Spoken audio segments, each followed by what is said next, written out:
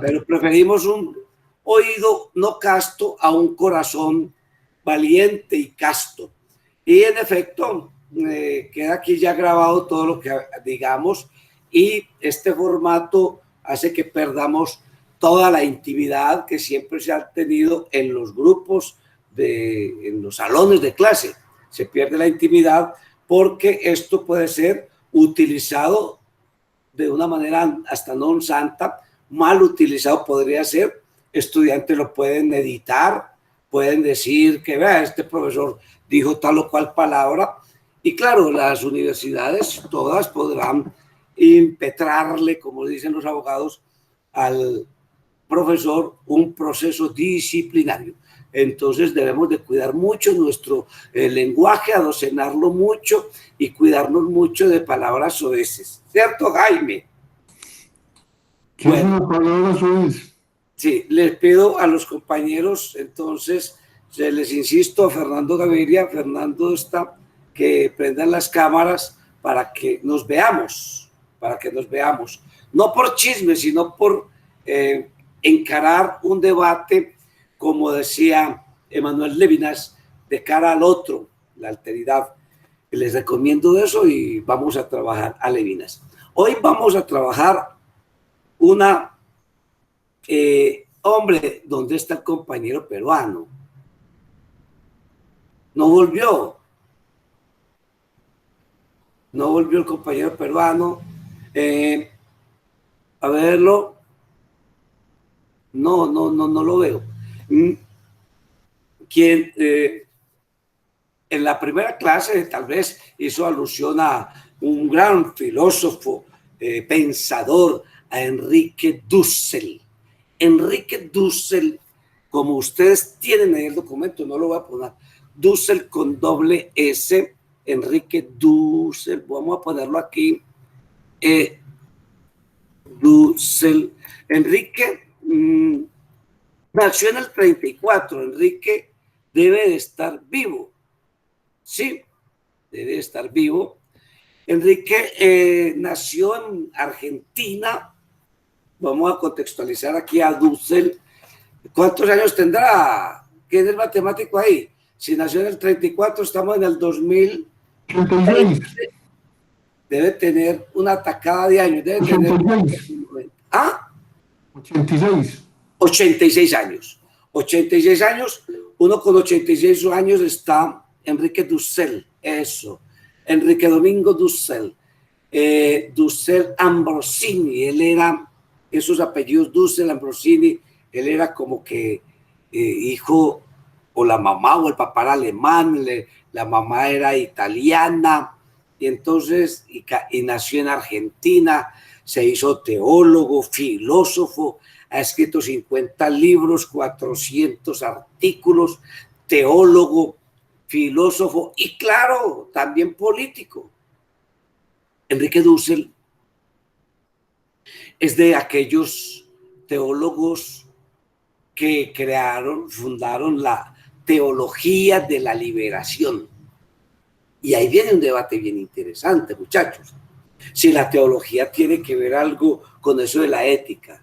Es más, las teologías, las religiones, todos esos compendios morales universales, compendiados en libros, el Corán, el Mahabharata, la Biblia, ¿cierto?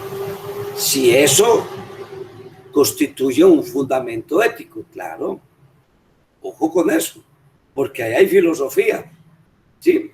Y entonces, el maestro Enrique Domingo Dussel nos acompaña a nosotros desde hace muchos años, desde los años 60, con este tema de la teoría de la liberación, porque él estudió en donde, bueno, él estudió, creo que fue en París, en la Sorbona, donde había este furor. Debió haber sido, entre otras cosas, amigo de Camilo Torres, quienes agenciaron esa teología de la liberación. Una teología que permeó, digámoslo así, muchas esferas. La iglesia, dividieron la iglesia. o usted está con los pobres, que fue lo que dijo Cristo, o usted está con todos estos ricos, con todos estos matones, con toda esta pandilla de vergajos que se tomaron el poder, se tomaron las democracias, y recuerden ustedes que estamos en un contexto de los dictadores del cono sur, bueno, los dictadores también de Brasil, que sufrió tanto las dictaduras. Y en Colombia pues no hemos sufrido sino una constante democradura, dicen algunos, una democracia, pero que también tiene unos tintes de represión, pues, que a veces lindan con esas dictaduras. Algunos lo llaman la democradura, pero aquí en Colombia, digámoslo así, también pelechó la teología de la liberación. Jaime nos ha puesto aquí un tema, y sí, es rector interino de la universidad. Creo que esto es de Wikipedia, por eso mando el documento con antelación para que lo averigüen, lo contrasten. Y él es nacionalizado mexicano. Bueno, por fortuna México tiene esas políticas de acoger a los pensadores, a los artistas. México ha sido generoso en ese sentido, ha sido muy, muy generoso. Pues bueno, hasta Trotsky cayó allá, viendo, uno ve a Enrique Dussel y recuerda a Trotsky. México ha sido como un crisol de la cultura mundial, no solo latinoamericana, muchachos, sino mundial. Y digo esto para que nos dé, hombre, ojalá ganas de emular una política pública hacia los extranjeros, que Colombia parece no tenerla. En Colombia los extranjeros estorban, solo las empresas multinacionales son las que pelechan, pero por ejemplo la cultura, los intercambios culturales, aquí no hay una política, y ustedes pueden mirar, eso tiene que ver también con la ética de un país, pueden mirar las políticas públicas de Cancillería y no hay una política pública para extranjeros, que podría ser lo que hizo una vez Perú. ¿Dónde está el peruano, hombre? Bueno, ¿por qué se escondieron los que tenían las cámaras prendidas? No sé. Yo le insisto a la niña Camila que a dónde le envió la cámara Fernando, gracias Fernando, Erika, Daniel, Jonathan, Ricardo Cernas, son las 6:30. Bueno, hablábamos que Perú tuvo una política y ha tenido una política de una apertura hacia el extranjero que lo ha convertido a Lima, por ejemplo, en una ciudad cosmopolita, que no es aquí ni Bogotá ni Medellín, no, eso es carreta. Hablábamos eso porque Enrique Dussel es nacionalizado mexicano, encuentra en México un nicho especial para pensar libremente, para encontrarse con otros pensadores, para publicar. Si hubiera estado en Colombia, publicar un libro en Colombia es una aventura más allá de lo imposible. Es una aventura tremenda. Él ha publicado 50 libros y 400 artículos, dice, de las notas de Wikipedia, entre otras cosas. Enrique Dussel.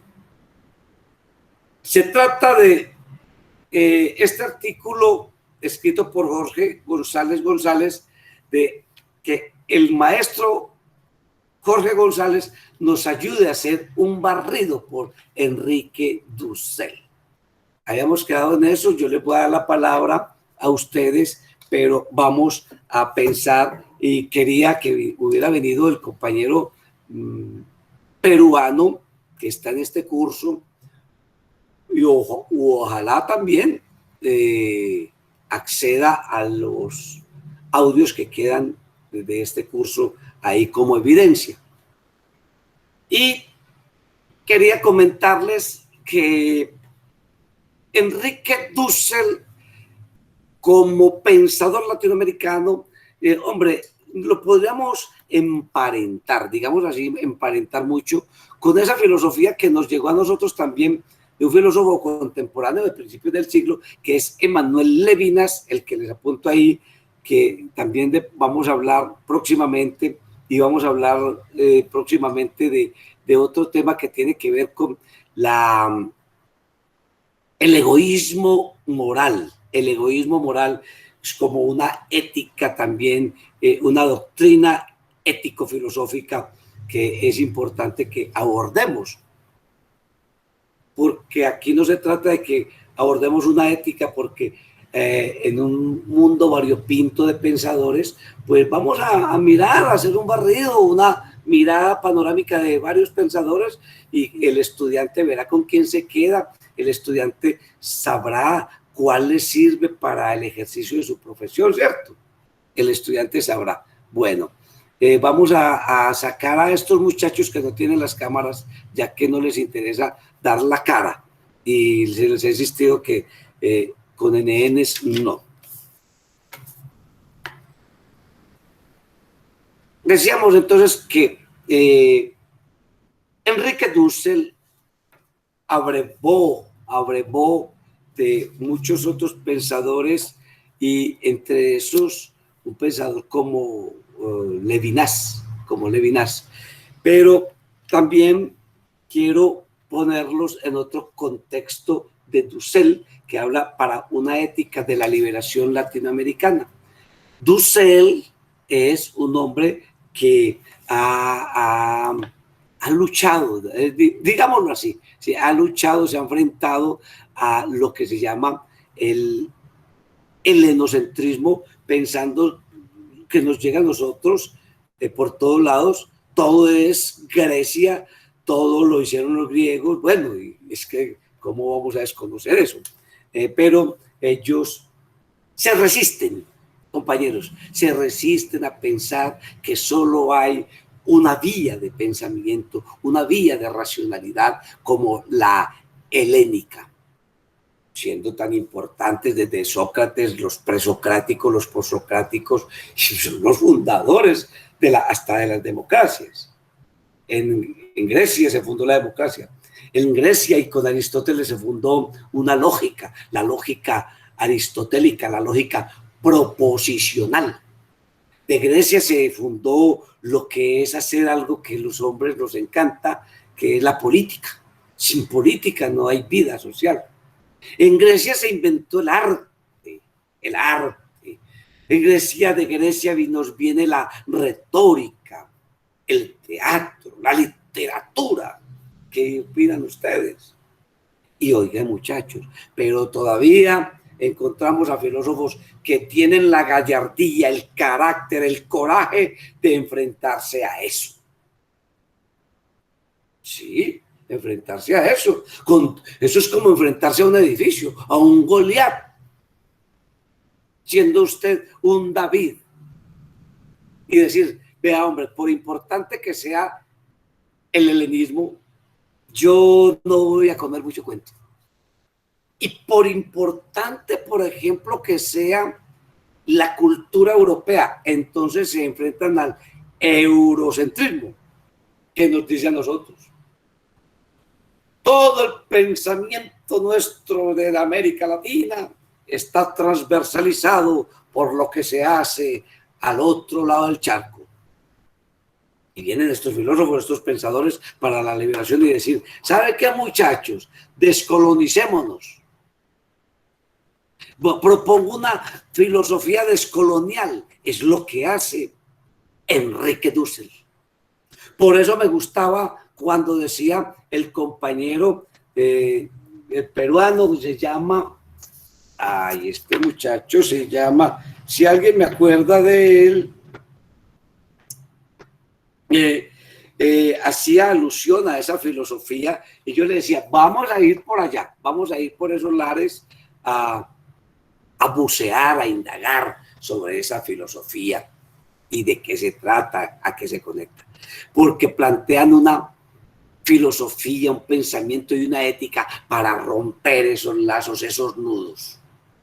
Y yo les digo, ve ahí lo delicado. Hablé de Grecia y usted, Kevin, gracias, Camila.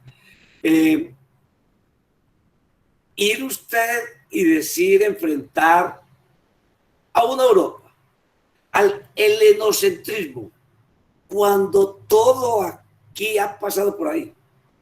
Es que los textos de ética que están sobre la mesa de los profesores es la ética de Nicómaco. La ética de Nicómaco. Ahí está Aristóteles, invitándonos a pensar. Y él dice, no, sí, muy chévere, excelente, me encanta.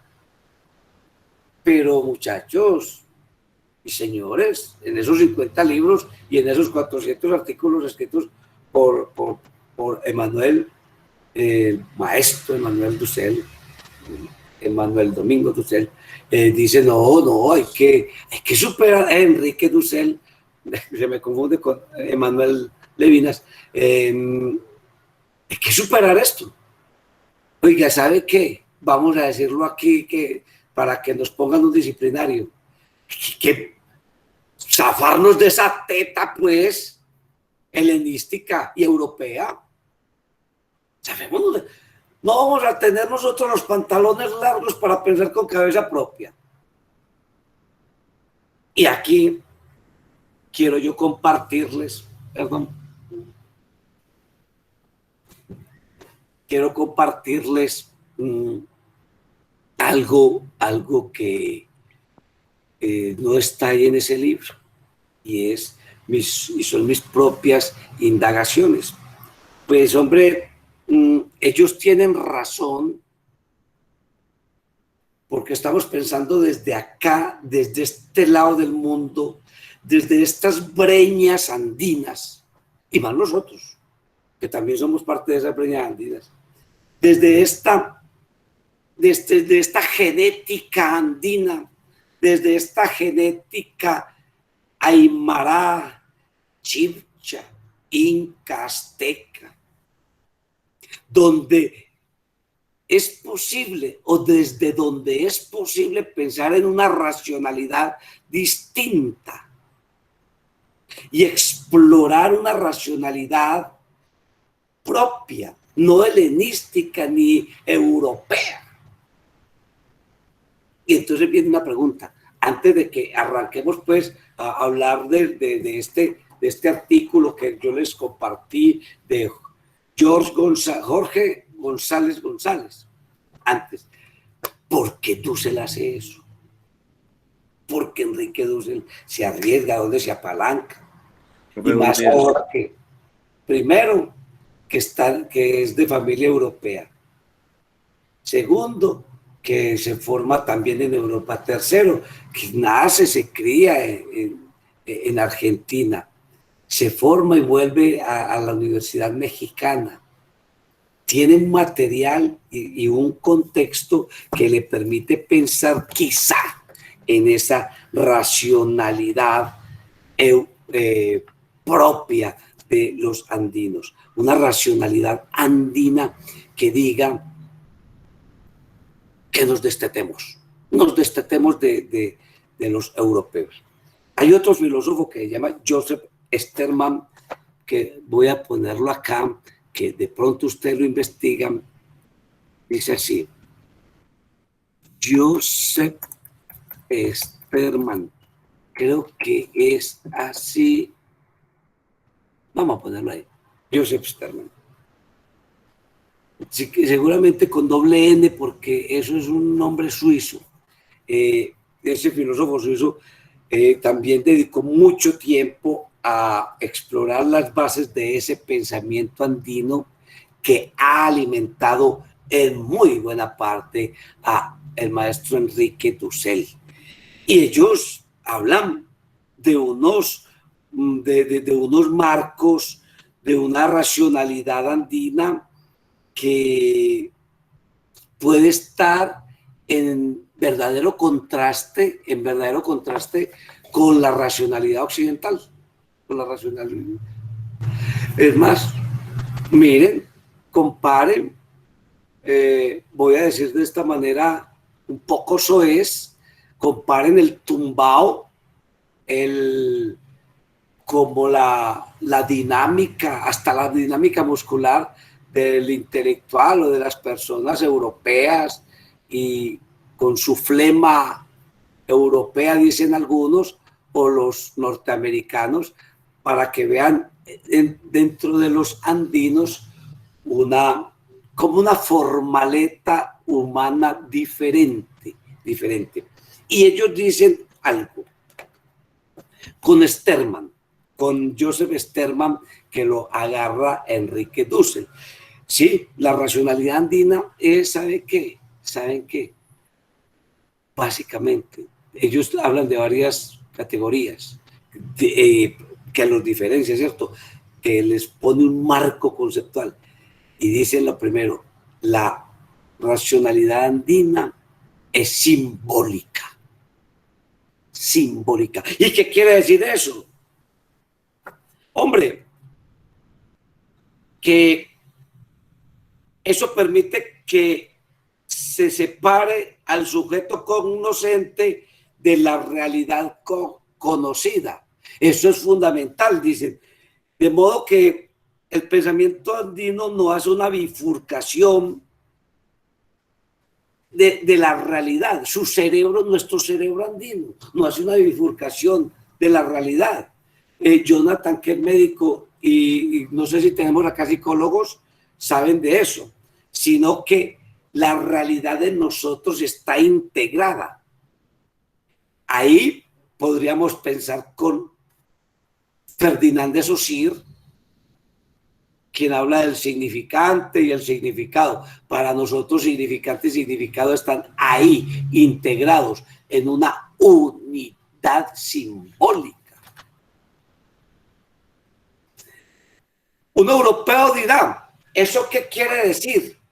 Para nosotros eso no es que quiera decir algo, que ese es un muñeco. No, ese muñeco en sí es toda una categoría. El símbolo en sí ya integra toda la categoría simbólica, conceptual. El andino no conoce la realidad del modelo occidental, sino que la celebra simbólicamente en una presencia vivencial.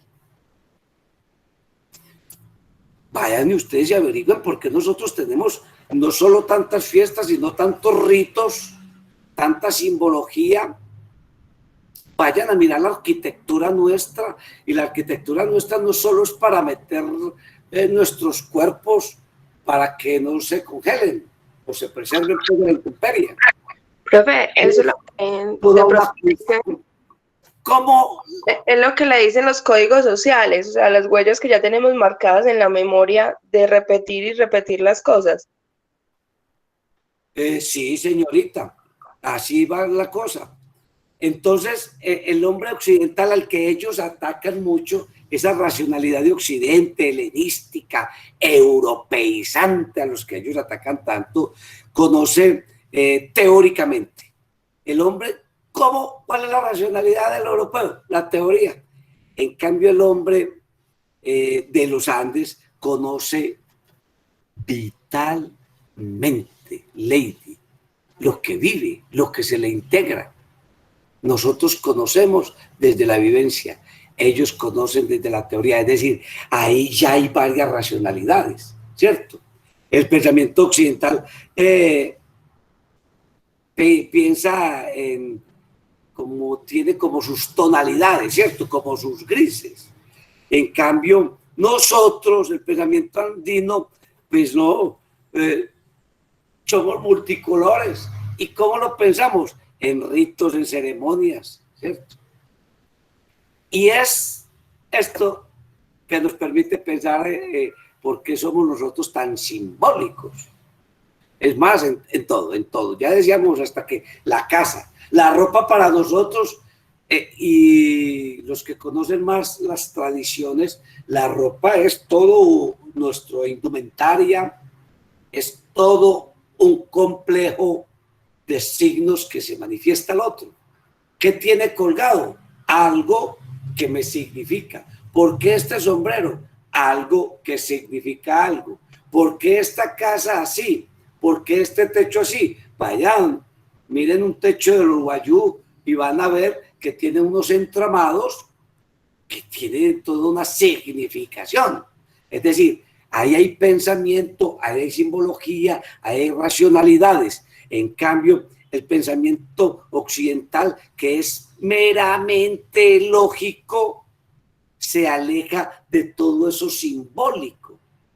Y para nosotros como andinos, que los europeos dirán esos sudacas, porque así nos llaman por allá, creo que en España. Yo no conozco España, pero me han contado. Esos sudacas, a toda hora en ese espíritu festivo, ese espíritu festivo, en cambio ellos son tan serios. Claro, porque esa hace parte de esa racionalidad. Nuestro mundo simbólico se desarrolla no en esa lógica seria, pensando en la elucubración, sino en un pensamiento, que nuestro pensamiento andino, todos los Andes, es eminentemente festivo. Festivo.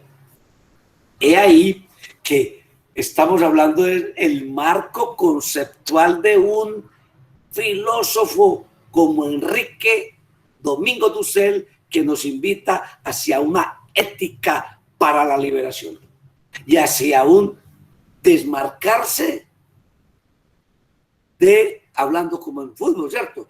Desmarcarse de esa ética helenística o eurocentrista.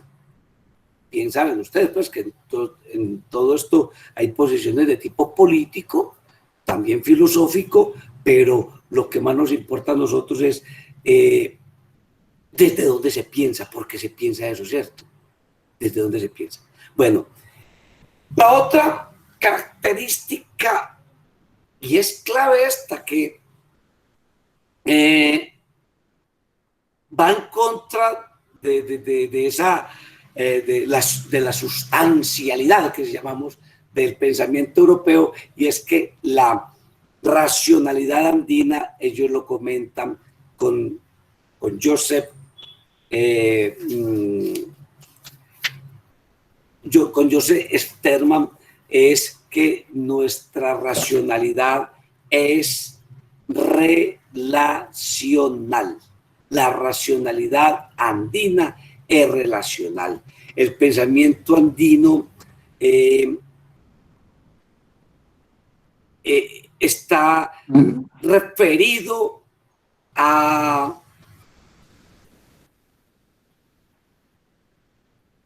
los contrastes. A los contrastes. Espera, dilo, Jaime, dilo. Adelante. Léete lo que, por favor, mira el chat lo que te acabo de escribir. A ver. Profe, buenos días. Sí, muy bien, muy bien. El que lee un libro no vuelve a hacer lo mismo. Y el que viaja a Europa no vuelve a nuestro territorio igual. Pregúntale a la compañera Adriana que estuvo en España. Ahora que estás hablando de Europa, pregúntale a Adriana que nos comparta algo para que complemente lo que estás diciendo, profe. Sería muy importante. ¿Quién estuvo en Europa? La compañera Adriana. Adelante. Para diciembre del 2019. Bueno, estuve en Francia, Roma y España, ¿cierto? Respecto a lo que dice Jaime, que uno no regresa igual de sus viajes, es porque la cultura de estos países se enriquecen demasiado. No te oigo. ¿Me escuchan? ¿Me escuchan? Hola. Ahí sí, ya. Bueno. Entonces, lo que se refiere, Jaime, el aprender de esas culturas se enriquece mucho. En el sentido en que, por ejemplo, para los trenes, hay un orden para ingresar, un orden para salir. Por ejemplo, utilicemos un carril de adelantamiento. O sea, el carril izquierdo es para adelantar, para adelantar. Y el derecho es para los carros pues que van como con velocidad moderada. En este sentido, entonces, las escaleras por el lado derecho van las personas que llevan pues su ritmo al caminar, pero el izquierdo se respeta para las personas que tienen afán de llegar más rápido al metro, ¿cierto? Entonces, muy chévere en ese sentido. Eh, la cordialidad de la gente, por ejemplo, en Italia es muy chévere la gente. O sea, ir a Roma es como Antioquia, la gente es así muy chévere. Maneja la jovialidad. De hecho, hay muchas personas que hablan el español súper bien. Entonces, es muy chévere por ese lado, profe. Muy bien, muchas gracias. Sí, eso de el comportamiento, las normas sociales, la convivencia, claro, en efecto que en Europa hay unas modalidades que nosotros aquí no conocemos, devenidas también del desarrollo técnico de la complejidad que significa ya las ciudades. Nosotros tenemos unas ciudades menos complejas. Aún Medellín dicen que es un pueblito, un villorrio, una villa. Los mismos de Bogotá dicen que esto aquí es un pueblo chiquito. Y otros que vienen del DF o de grandes ciudades como el Gran Buenos Aires o Sao Paulo, hablan ya de Bogotá como una ciudad muy pequeñita, como un villorrio, como una villa. Entonces, hay unas escalas, yo creo que hay escalas, y en ese sentido, pues, claro que hay unos comportamientos dentro de los espacios públicos muy distintos. Y lo de la formalidad, ¿cierto? Pero a veces el mundo filosófico, el mundo ético, el mundo de la cosmogonía del europeo del helénico, que es el que ellos critican, a nosotros con marcadas diferencias. E íbamos en esta segunda, que la racionalidad andina es relacional, tiene que ver con el otro, siempre nosotros estamos hablando de, bueno, nosotros somos de la parcería, ¿cierto? No somos el hombre en solitario como a veces puede sucederle más al europeo. El andino es esencialmente solidario, mientras el europeo, según los filósofos, es solitario. Y es solidario, pues hombre, rompiendo ese entramado del egoísmo, ¿cierto? Después vamos a ver el egoísmo en Heidegger. Bueno, y hombre, nosotros fundamos unas relaciones siempre en la reciprocidad, No crean que solo las comunidades negras, que son a veces que dicen que son tan gregarios, no. Todo el latino, todo el andino es muy gregario, muy solidario, y eso fundamenta su racionalidad. No es la racionalidad egoísta de alcanzar la máxima libertad y la autonomía, mi autonomía. Pues eso es la herencia de la Revolución Francesa, la autonomía, el libre, la liberalidad, el hombre libre. El liberalismo es el desarrollo del ser individual. Eso es de Rousseauiano, eso es de toda la escuela de la Ilustración que fundó y que fundamentó la Revolución Francesa. En el caso del andino, no. En el andino es el nosotros, siempre el colectivo. Y quien tenga acá experiencia con comunidades indígenas podrá ver esto más de manera más palmaria ya en esos grupos, ¿cierto?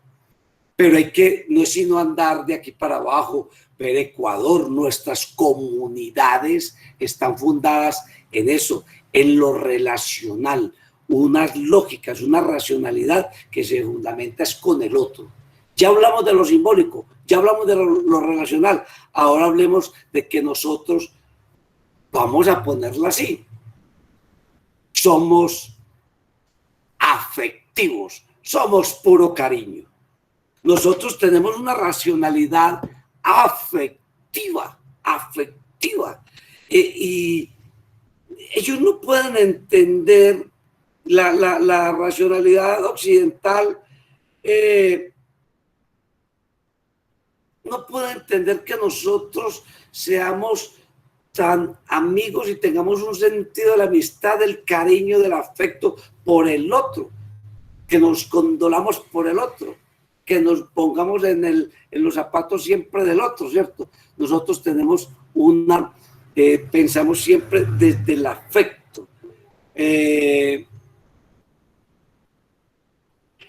Viene de la racionalidad que escucha, por ejemplo, nosotros, que escuchar la tierra, que amando la Pachamama.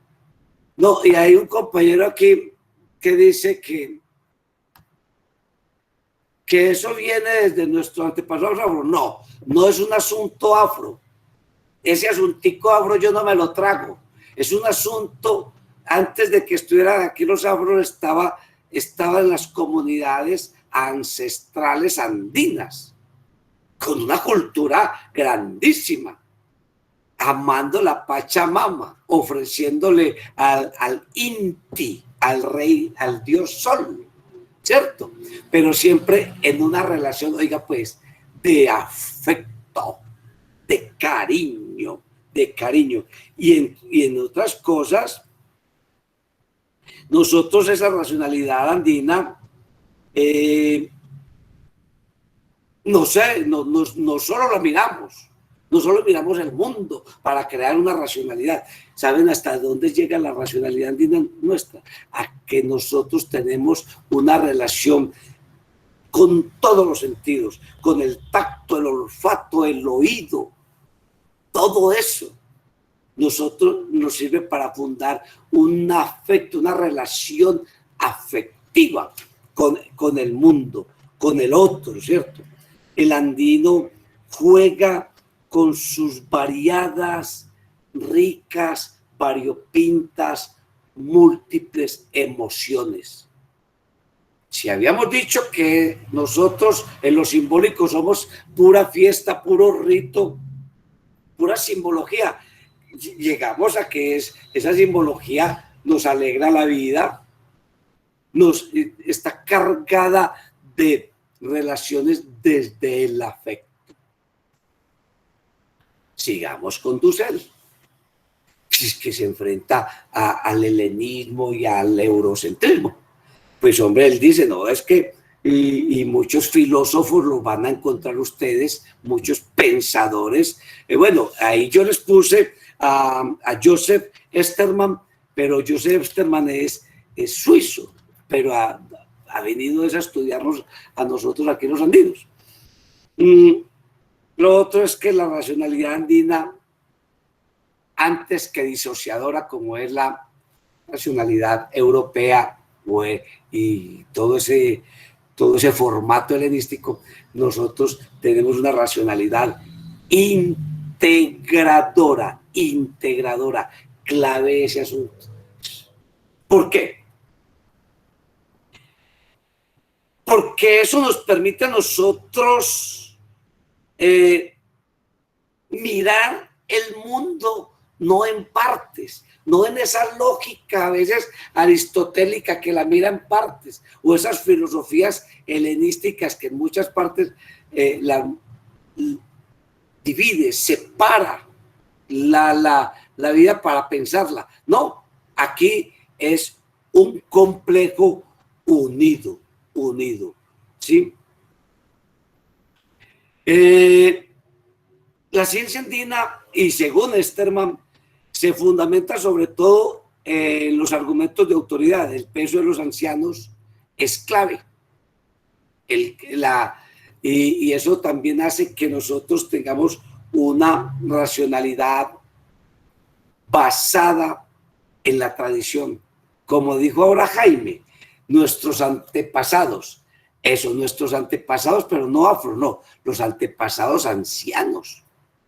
A veces nosotros hacemos lo que hacemos porque nos viene esa memoria histórica de abuelos, bisabuelos, de por qué eso se hacía en el pueblo así, yo lo vi así. El europeo rompe. En ese egoísmo que hablamos del europeo y en esa falta de fiesta, él rompe y piensa más individualmente, o como decíamos ahorita cuando hablábamos de lo relacional, no busca una racionalidad desde la racional, de lo relacional, sino desde su pensamiento egoísta, rompe su vínculo con los demás. Bueno, podríamos, para no molestarlos mucho, dejar esta pequeña exposición que enmarca la ética de la liberación de Enrique Dussel en una racionalidad distinta a la europea y en un clamor o en un llamado o en un acto de rebeldía por romper ese nudo gordiano que nos ata siempre a lo helenístico y nos ata siempre a lo europeo. Siempre en una perspectiva de que nosotros recuperemos desde lo andino. Es que lo andino como un saber que, bueno, esa palabra después la europeizaron, un saber holístico, un saber global, una racionalidad en la que confluyen de manera bien estrecha todas las narrativas legendarias. Aquí a nosotros no se nos escapa nada, no se nos escapa nada. Y esas narrativas tienen que ver con el pensamiento místico, con las creencias religiosas, con el arte, la sabiduría popular, todo eso. Contrario, digámoslo de una buena vez. Bueno, ya daba un paso por allá. Contrario a esa ciencia occidental, a esa racionalidad occidental que es dicotómica. ¿Qué es dicotómica en ese sentido? Significa que lo científico está por un lado,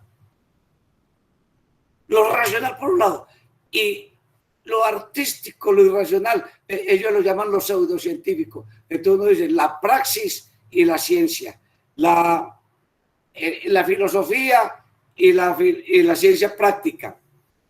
Para nosotros, solo hay una racionalidad. Todo se confluye ahí. Es más, la comida para nosotros es filosofía. Es filosofía. Una cosa tan sencilla. La casa, bueno, no está el compañero europeo peruano para que nos hable de las casas, de la arquitectura que todavía se ve en los pueblos peruanos. Son unos templos. Es más, son como unos mojones que se ponen para que los dioses estén pendientes de ahí. Entonces, ahí no significa, como en el europeo, que la casa es algo y la vida es otra cosa. No, aquí todo se integra. La racionalidad andina es absolutamente integradora. Y una cosa, muchachos, la racionalidad andina, hablamos de racionalidad andina para hablar de todo lo que implica la racionalidad, que no solo es la ciencia, es el quehacer permanente, La vida cotidiana, desde vestirse, desde comer, desde bailar, desde armar las fiestas, pero también de cómo es que enfrentamos la ciencia, cómo es que enfrentamos el arte, la música. Todas esas racionalidades, ¿cierto? Todas esas racionalidades son integradoras, absolutamente holísticas, contrarias, oigan pues, muy contrarias al espíritu europeo. Siendo entonces las 7, dejamos ese marco teórico de nuevas racionalidades para que ustedes las piensen, las analicen vuelvan si quieren sobre este video que ahí les queda. Muchas gracias a todos. Profe, buenos días. ¿Me escucha?